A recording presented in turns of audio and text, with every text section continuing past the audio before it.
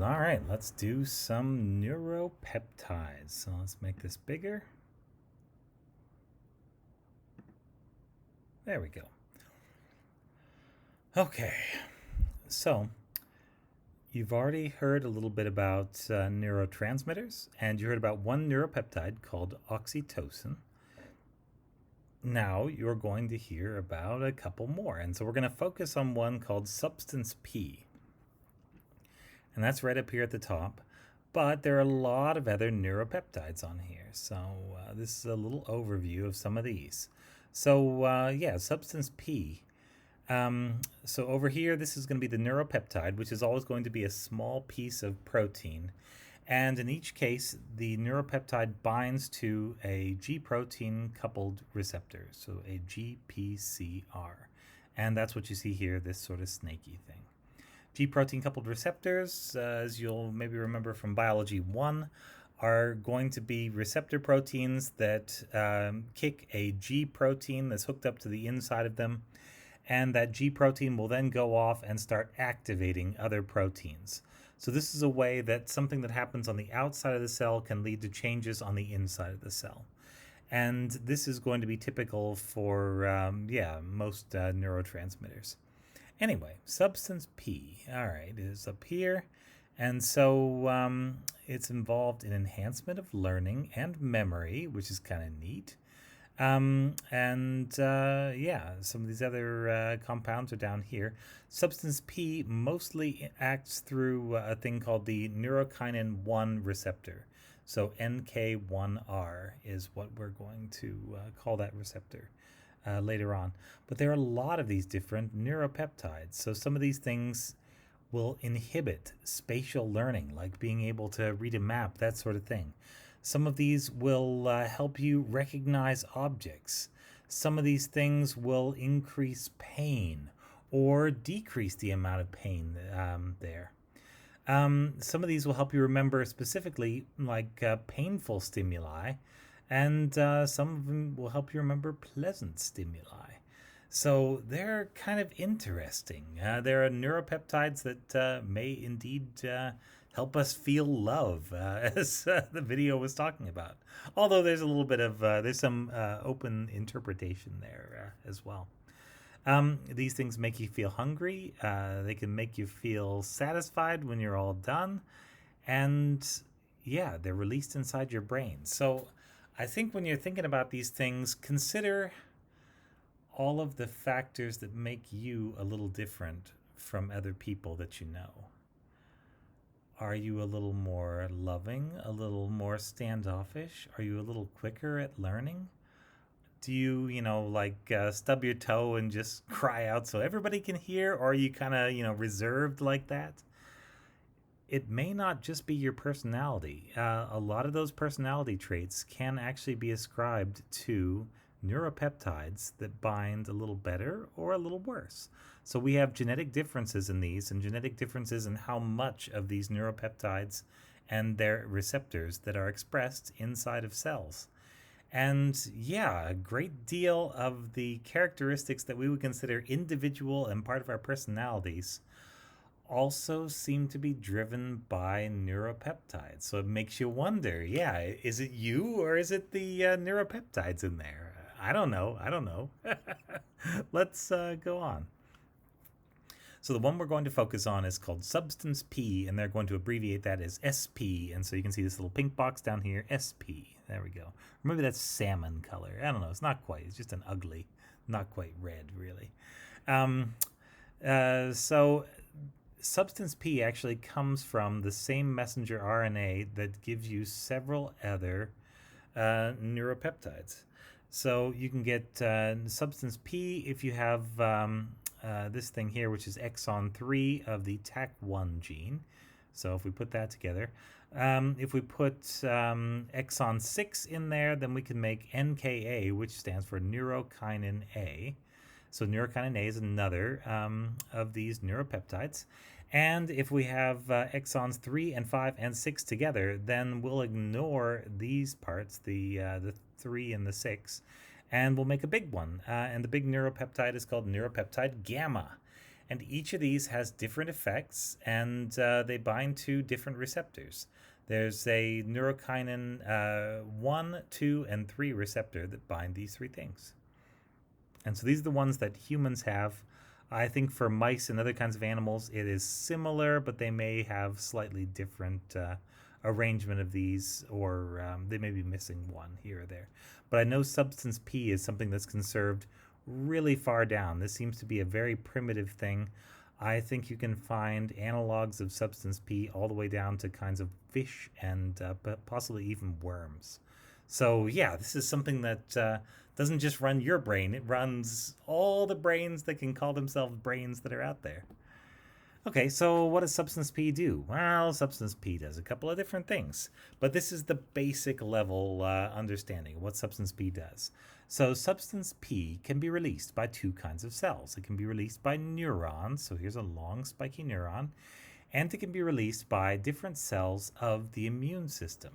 So like when you cut yourself or when your finger swells up because you got bacteria in there, you'll notice that it hurts as well. It's just like pain, this sort of throbbing pain. Part of that is probably due to some of the white blood cells that are in the area releasing substance P, and substance P definitely makes you feel pain. So, yeah. What else does it do? So we know it is a neurotransmitter. It can be released and it'll bind to neurons, and it will then have effects on the neurons. It'll either drive them to have greater potential, like more transmission of neural signals, or less, depending on which kind of neuron we're talking about and which kind of neuropeptide.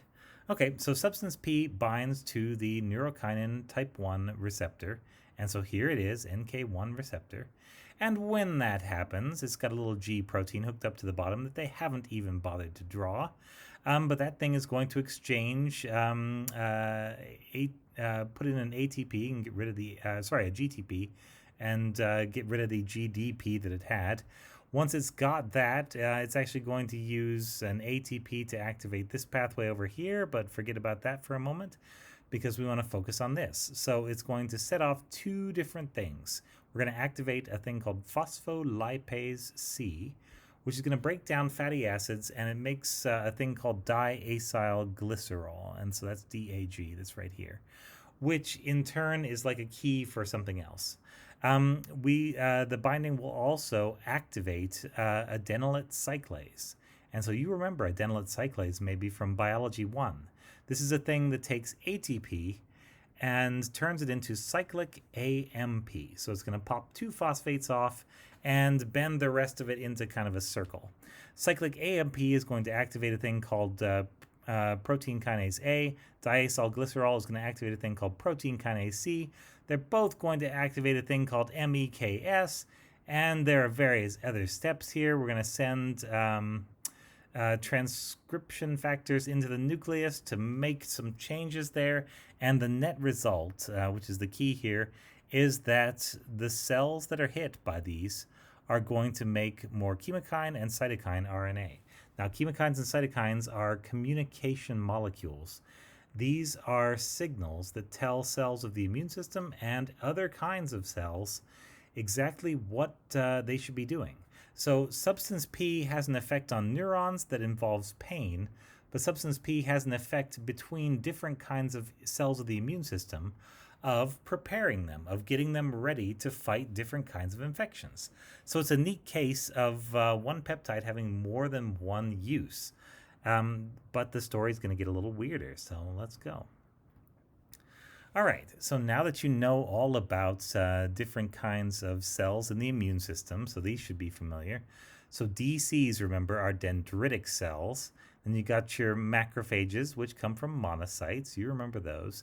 Eosinophils, those are the ones that bound that bright pink eosin dye that are involved in allergy and fighting worms and things that we mostly don't have anymore. Neutrophils are the little maniacs that are very common in the blood.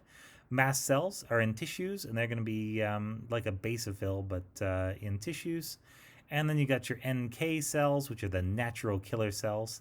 These look for other cells that are not showing what they're doing, that are basically being secretive, and they will kill them.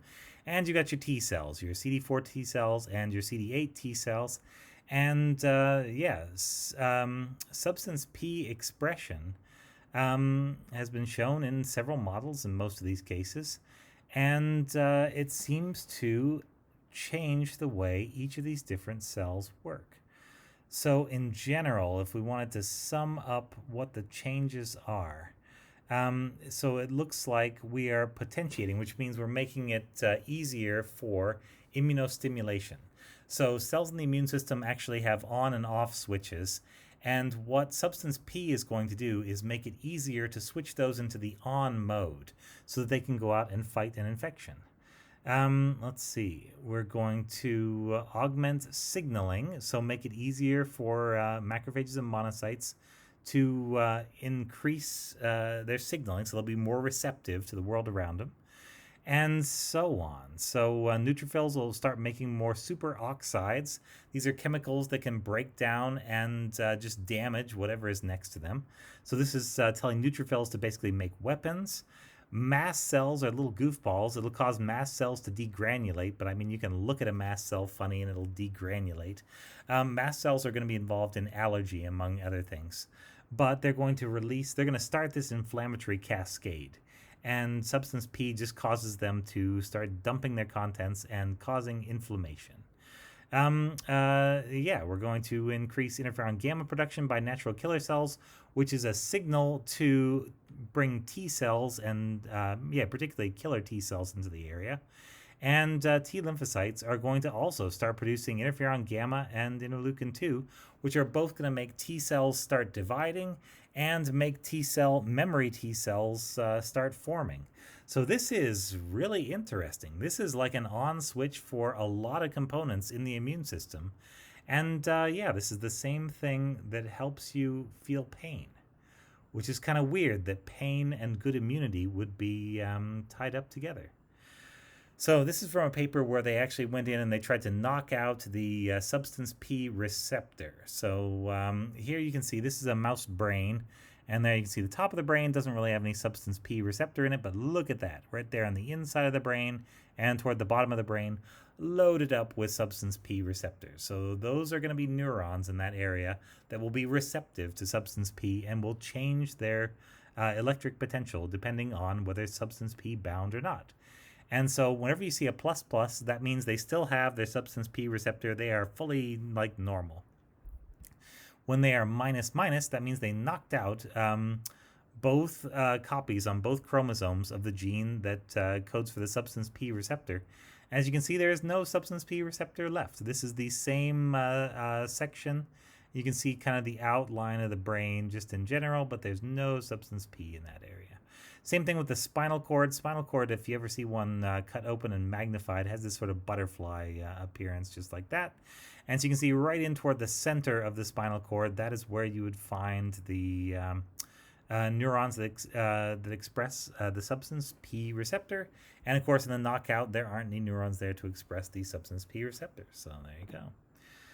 Okay, and so when they had these mice, now they've got these mice that can and can't feel substance P. So they can still make it, but the receptor is gone, so it doesn't have any effects if they do make it. Here's the difference, and this is quite interesting. So a lot of these experiments, when you step back and look at them, seem a little like animal cruelty. But then ask yourself, how else the heck are we going to find out how these neuropeptides work? The only other way to do it would be on people, and that feels like torture on people. So there are ways to do this. For example, they can anesthetize a mouse, so it's kind of knocked out, and give it a little pinch on its tail or on its foot, and you can actually track. The neurotransmitters do still move as if the mouse was awake, and you can read them out on the spine.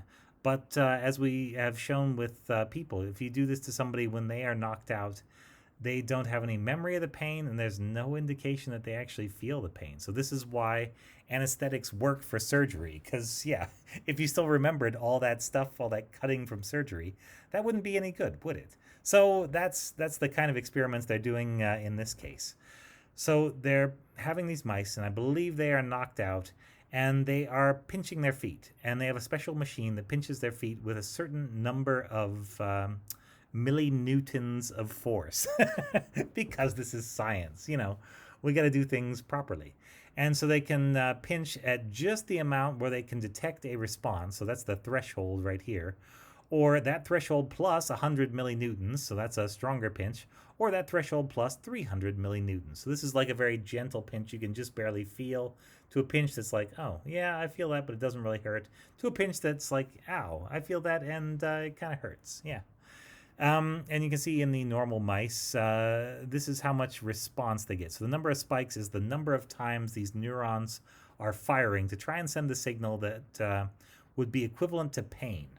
So the problem with using other kinds of animals as a model for pain is that you cannot talk to them, and you cannot say, tell me where it hurts and how much does that hurt.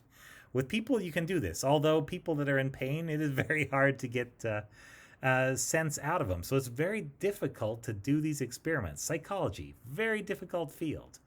I think there are ways to get at it, but yeah, you got to be creative, and you've always got to examine the test and see whether the test is showing what it seems to the author that the test is showing. So anyway, yeah, stronger pinch, more little neural spikes, and so yeah. Different mice start out at a different level. Like some of them, when they detect it, they're going to signal a whole lot. Some are going to signal just a little bit when they detect it. But in every case, they're going to signal more when there's a harder pinch. Look at the knockout mice over here. So in these guys, they can detect it. They will have a neural signal, and it'll be characteristic for each mouse. They'll signal like the amount that they normally signal. But then if you pinch it harder, they signal exactly the same amount. Even harder, exactly the same amount. Some up, some down. So it's just like basically the same when you look at the entire group. And yeah, compare that to over here to the threshold, and that's the same amount of force. And they even went with twice as much additional force, an extra 600 millinewtons. And there was just no difference there. So having substance P allowed these mice to respond to different levels of pain. It didn't cause the pain. The pain response is pretty much hardwired, but it controlled the amount of pain. So I've seen psychologists say that something like 80 to 90% of pain is psychological. And let me tell you, when I have a tooth hurting or something like that, it sure doesn't feel like it's psychological. But what they mean is that it's going to be driven by things like neuropeptides, and there are actually ways that you can control this mentally. Things you can meditate, things like that, and you can actually find your sort of inner calm place and make most, but not all, of pain go away. You can kind of level out the curve like that.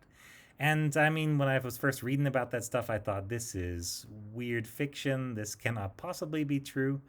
But yeah, from what I can tell, it looks like it may be true. And as with all questions related to psychology, if you really want to know the answer, go ask Dr. Rashodes, or go ask Dr. Sikorsky, or take one of their classes. These are the real psychologists. They actually know this stuff. I'm a humble interpreter trying to bring you some interesting things, or things that interest me anyway. So yeah, substance P, definitely involved in pain, but more in like the degree of pain.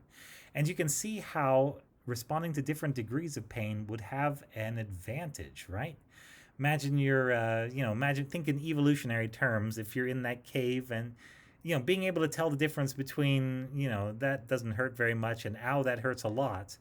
If something hurts a lot, then you're basically in more danger. And so this is like the control there that helps you respond appropriately and proportionately to potentially dangerous situations. So that's pretty cool. Way to go, Substance P. But we're not done yet. So Substance P was also tested. So this is from that same paper. This is a famous Nature paper about Substance P. And they looked over here. They had a couple of different tests.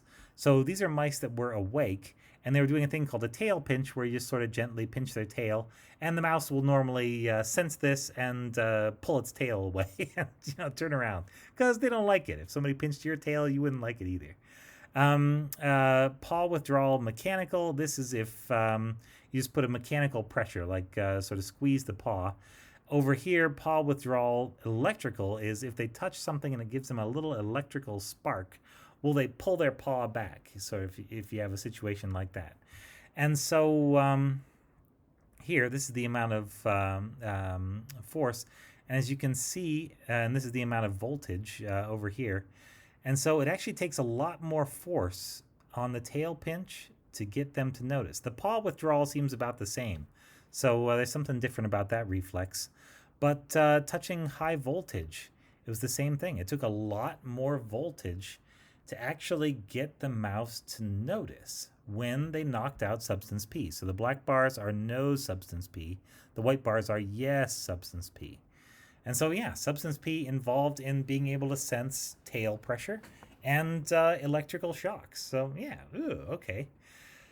Over here, they tried giving the mice different amounts of morphine and putting their, I think it was either their tail or their foot, or just putting the whole mouse on a hot plate. So it's on a hot plate, and it can go off the hot plate. And so you're looking for how long will it stay on the hot plate before it notices that it's hot and then says, hey, I don't want to stay here. I'm going to get off. And so depending on how much morphine they have, like if they have no morphine at all, they'll stay on the hot plate for about, looks like 9 seconds, and then they'll say, you know what, heck with this, I'm getting off. But if you add in more morphine, 1, 5, or 10 milligrams per kilogram, then you'll see that you get pretty much the same response, whether they are substance P knockout or substance P is still active. And so that says that the heat connecting up to pain reflex doesn't seem to involve substance P at all. But over here, they had a little machine that will actually flick the tail with a certain amount of energy. And yeah, it's like how long will they tolerate you flicking their tail before they go somewhere else? And this is in a case where they can't see you and their tail is, I think, sticking out of a cage, something like that. And so with no morphine, yeah, you basically flick that thing once for 1 second, and they will notice and pull back and, yeah, say, what are you doing? But look over here. With morphine, you're able to block the effect of the tail flick when substance P is active. So morphine and substance P are kind of working together, or morphine is shutting down substance P, basically.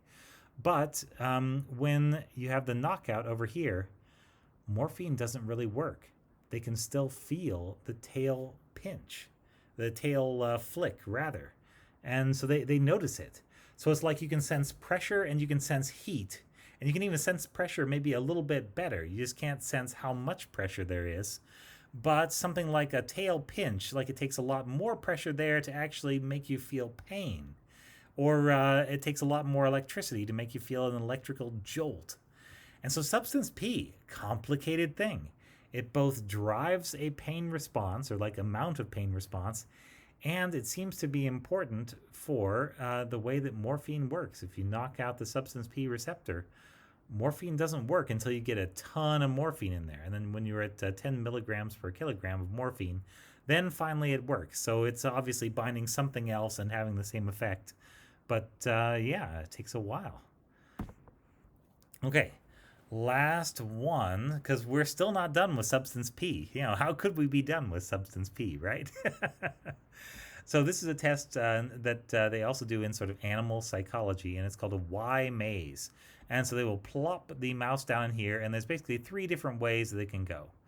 And what you can do is you can put, biscuits at this end and a female mouse scent at this end or whatever else.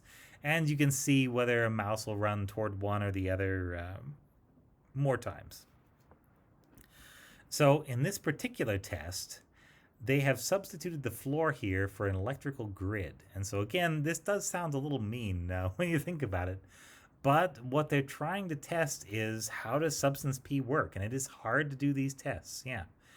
I'd like to come up with a better way to do it, and a good psychologist may be able to come up with a better way, but this appears to work, and it gets us to an answer. So what they did in this test is they put a mouse down in the center of this, and then they had lights over these 3 sections. or rather in these three sections. And so the light would be either on or off. And the light would only be on in one section and off in two sections at a time. And so the two sections where the light was off, the floor would start shocking the mouse. Not like shocking it to kill it, but shocking it in a way that is unpleasant. Like an electric fence or something like that, where it just sort of annoys the cow to the point where they say, no, I don't want to touch this anymore. Back here, so if this is the one that's lit up, this is the one where there will not be any shocking. And so this is a learning test. So you're giving the mouse a stimulus, an electrical stimulus, gives them a little bit of pain. And you're saying, how long does it take them to figure out, to basically learn that when you go toward the light, you'll be safe. And when you go toward the darkness, you will get shocked. And the thing with these is, they take the same mouse and they run it through the test and they figure out what that mouse's response time is for the test. And then they put in a chemical that's actually going to block substance P, and they rerun the test with the same mouse. So it's the same mouse, and you already know how well it does at this test. And the mice that are just terrible at the test, they throw them out. It says that down here. And so, they do the test, and here's what they find. So they're going to measure the amount of time that a mouse will spend within a certain amount of time. How much time will it spend actually getting shocks? And so for the average mouse, it's going to spend somewhere around 17 seconds getting shocks. And so that's all these bars that say pre-operation. They do a little operation, and then they put in the blocker for substance P. And so that's out of something like a minute. I don't know. We could go back and read the materials and methods and figure out exactly how long. And so the same mouse, when you've taken it and blocked substance P, now look how much time it spends in those sections. So the question is, can they still feel the electricity? Well, yeah, we had that other experiment that showed that they can still feel electric shocks, but maybe it takes a little bit more electric shock. But what they're really looking at here, or what they're trying to assess, is, can the mice learn? Can they remember? Can they figure out that, oh yeah, I go toward the light and I'm not going to get shocked? And the mice that they've had substance P blocked are basically very slow. It takes them about twice as long to figure out to get off the dark sections and into the light section. And so they're going to keep changing which section is light, and they'll do it randomly throughout the experiment. Here's a group of mice that were just normal mice. They did not get any substance P blocker. And you can see they did just as well before as after. But wow. And not the ones where they block substance P. And this is blocking it in different parts of the brain. So blocking it in the hippocampus, for example. Blocking it in different areas. And blocking substance P in any of those areas seem to have big effects on learning. And there are other tests as well, like ability to run a maze in a certain amount of time and, get a little piece of cheese, or however it is that they reward that maze behavior. So substance P makes you feel pain, different amounts of pain, helps you stop feeling pain, at least when you put morphine in, helps you learn, theoretically, if the mouse studies correlate with human studies, helps your immune system function and make all the other parts of the immune system ready to fight an infection, and is just a direct neurotransmitter on pain neurons that will be physically involved in feelings of pain. So that's a lot for one neuropeptide to do, right? And there are lots of neuropeptides out there, and they all have different effects. So for your discussion board post for this week, what I'm going to ask you to do is go out and research a little bit about some of these other neuropeptides. And there's a nice Wikipedia article that lists all the neuropeptides. And so you go there, you look at the neuropeptide, and you just pick one out. Read a little more about it. Read some of the things that it does and find something cool, something interesting that you can bring to the group. That is what I would like to see, and that's what I would think would be really interesting, maybe not just for everybody, but also for me, because I find these fascinating. So thank you very much. This has been the Substance P lecture. And think about this when people are running tests. there may actually be a correlation between pain and learning. And so I guess we're trying to find the right balance. We don't want to just cause, physical pain to the point where somebody spasms on the floor. But when you get something wrong, it does actually set off similar pathways in the brain. Mental pain and physical pain are actually linked in some ways. And so the question is, how do you get people to learn the best? From research like this, and just what teachers have told me, basically by pushing people, you're going to cause a bit of mental pain as they're struggling to come up, to grasp these new concepts like substance P. But the greater the struggle, potentially, the greater the reward, the greater the learning. So, wow, yeah. Why did that go to a dark place? But there you go. That's for you. And once again, as with everything, if you want the real story, go talk to a real psychologist, like some of the ones we have here at TAMA. They're very good at their job, much better than I am at pretending to be one. Thank you very much. This has been Substance P. Let's end that show.